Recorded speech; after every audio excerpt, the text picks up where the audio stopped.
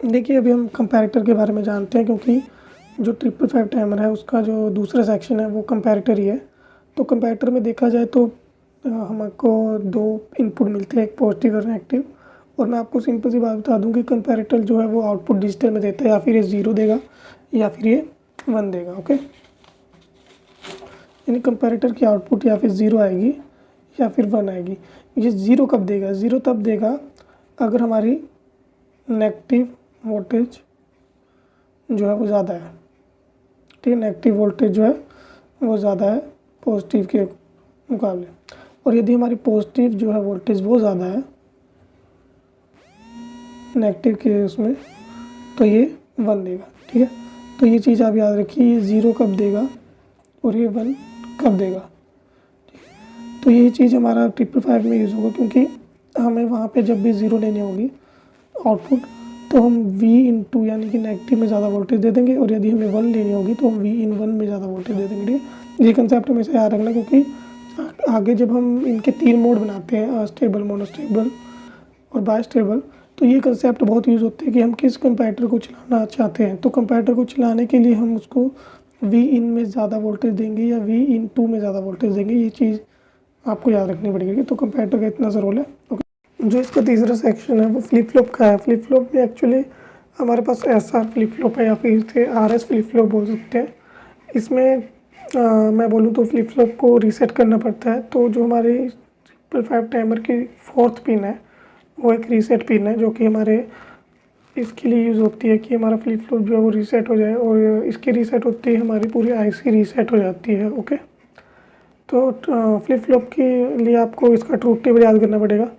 तो truth table कुछ नहीं, बस सिंपल से एक चीज़ याद रखना, अगर हमारे RS में से S पिन पर 1 आता है, S पिन पर 1 आता है तो हमारी आउटपुट 1 आएगी। ओके, और यदि R पिन पे 1 आता है तो आउटपुट 0 आएगी।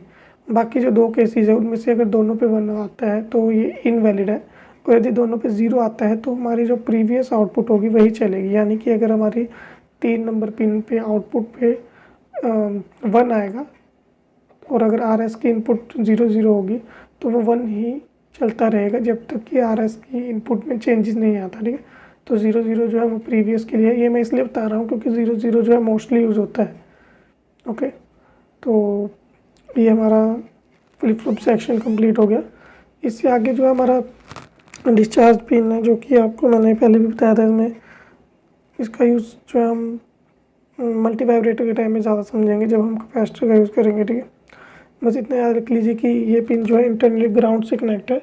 तो इंटरनली ग्राउंड से कनेक्ट होने की वजह से जो भी इस 555 टाइमर के सर्किट में वोल्टेज को हमें ग्राउंड करना है उसे हम 7th पिन से भी कनेक्ट कर सकते हैं। ठीक है, अब इसकी तीसरी जो लास्ट पिन है वो आउटपुट है, और यहाँ पे एक इन्वर्टेड जो आपको निशान दिख रहा है ये इसलिए है क्योंकि जो इसकी आउटपुट आती है, जो भी क्यू पे आउटपुट आती है वही हमें एक्चुअल आउटपुट मिलती है। ठीक है, ओके, तो हमने इसका इंटरनल समझ लिया है, हमने इसका पिन के बारे में समझ लिया है, हमने इसके इंटरनल को सेक्शन वाइज डिफाइन करके समझ लिया है। अब नेक्स्ट आती है इसकी वर्किंग। ओके, ब्लॉक को समझना अलग है, सेक्शंस को समझना अलग है, और वर्किंग को समझना अलग है।